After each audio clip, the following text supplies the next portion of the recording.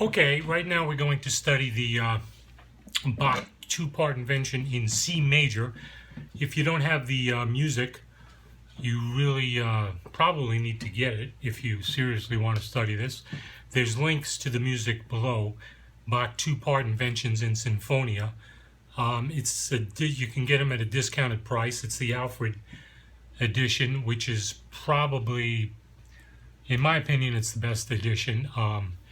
It has a plastic binding, which means it's going to last a long time. The pages are easy to turn. They won't rip. They lay flat. And also there's a lot of scholarly annotations and commentary in there, which is very helpful. And you could see what Bach originally wrote, which is all written in black ink, and annotations and other editing marks that other musicians, including Bach's sons, put in at later dates, are put in gray so you can distinguish. Okay, now everything in this piece is based on these first 6 notes, which is what's so ingenious about the way Bach composes. Just about everything in this piece is going to come out of that little germ, that motive, this subject. Okay? Starts off with that. Then we go up a 5th, which is very common in his composition. We go up to the 5th scale, 5th note in the scale, and we have same motive, up 5 steps. Okay, now we continue. We have... Now, what that is an inversion of the original motive. But it's upside down, and we're going to go down in the sequence. Bach loves to use these sequences.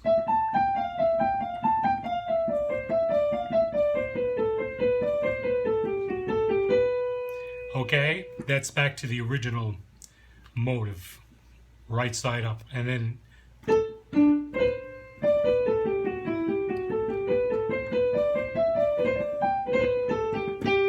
that's the end of that first long phrase. And what happened is we started in C, and we went through all that, and it takes us to the G, the dominant chord, okay? Now, in the left hand, we have that same first motive. A little different, but then up a 5th. Now, what Bach does here is extremely ingenious. He goes... Now what that is an augmentation of the original theme, because if we play it twice as fast, it'll be like the first theme, as you recall. Okay, here it is, instead of 8th note, 16th.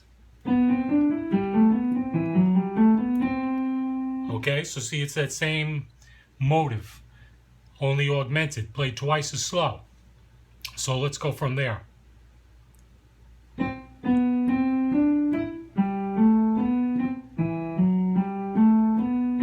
Then down here, he plays that motive starting on D.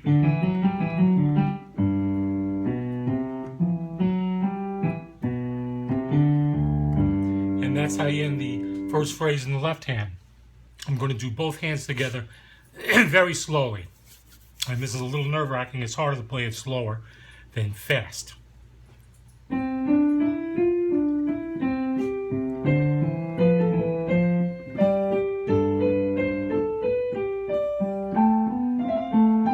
So you see how the two hands go together. They're playing different things, but they still fit. Okay, that's a hallmark of contrapuntal writing. Now he goes into... So he's using the descending sequence against the original sequence, not descending, but going the right way, however half as slow, and also going down in a sequence. Here the sequence starts on A, here the sequence starts on B. So against each other.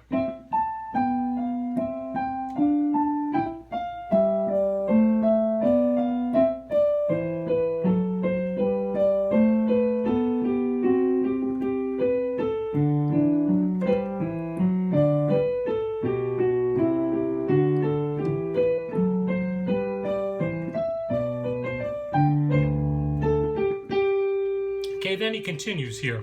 The right hand,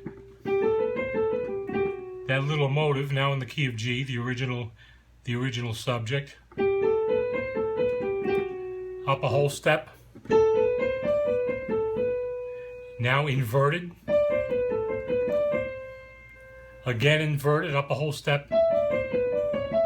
Now the augmented in a sequence. And he continues the original motive, now starting on E, now inverted, descending,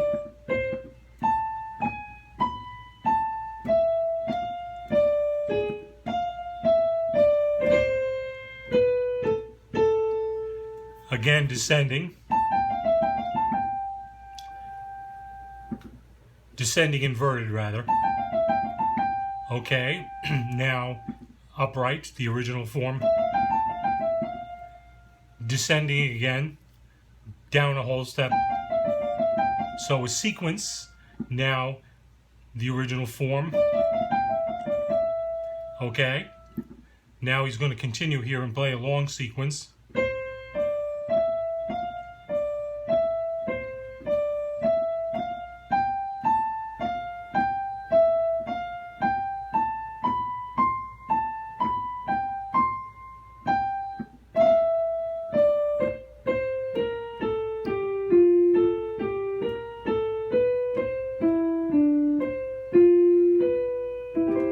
Okay, and that's the end of the piece. Not very long, but very pithy, very chock full of interesting, ingenious compositional devices. Let's do the left hand from where the dominant section starts in the key of G.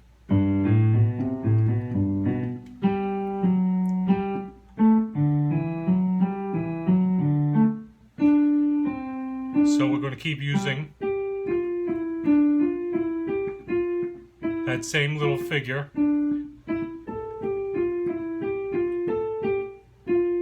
in a sequence going up.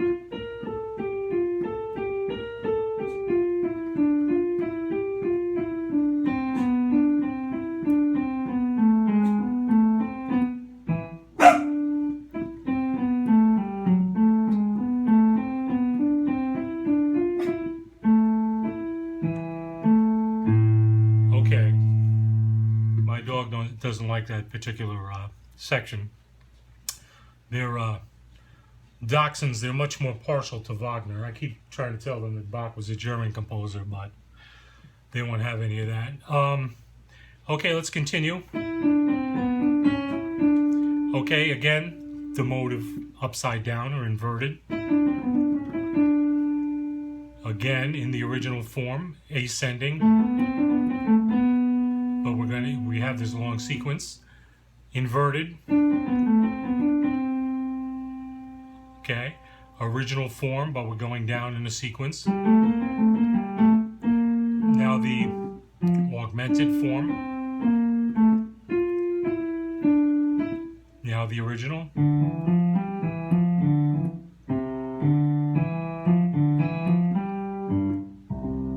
And that's how it ends, okay? So let's do both voices at the same time. Voices meaning the parts. The two parts. Very slowly, the left hand starts here. The right hand comes in and imitates, essentially.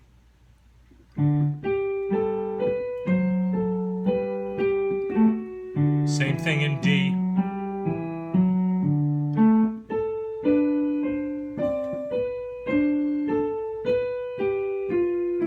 So you see it's that same motive over and over again.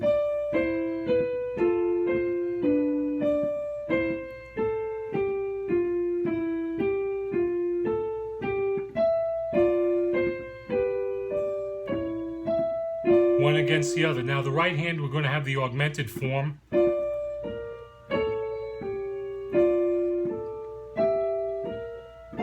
And the left hand's just playing the permutations of the original theme in sequences.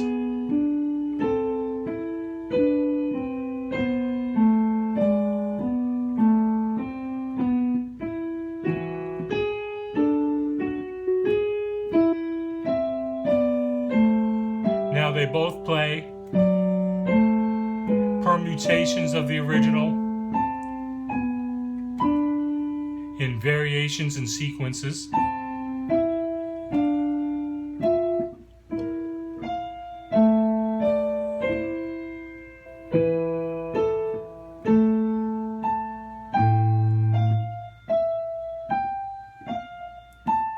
Left hand, inverted.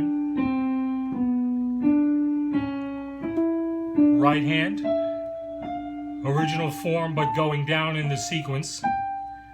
Original in the left hand, going down in the sequence. Right hand inverted.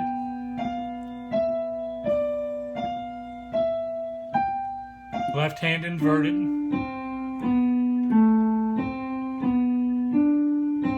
Right hand original form but going down in whole step in the sequence. Left hand going down in the sequence, original form. Now the left hand's going to play the augmented figure against the right hand, which is playing the original figure but climbing up in a sequence, continuing.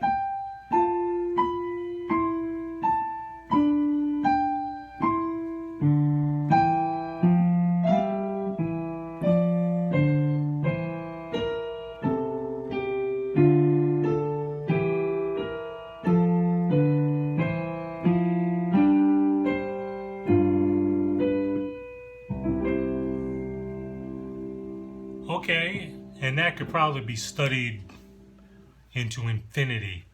This is just pure musical genius, super genius. And if you'd like to know more about this, my website's below. My contact information is down below. It's also up on the screen. And we're going to continue with these lessons and with these little mini history lectures. Love to get some feedback from you. If you like this, please subscribe to my channel and give me a like. Okay, have a great day. Thanks so much for watching.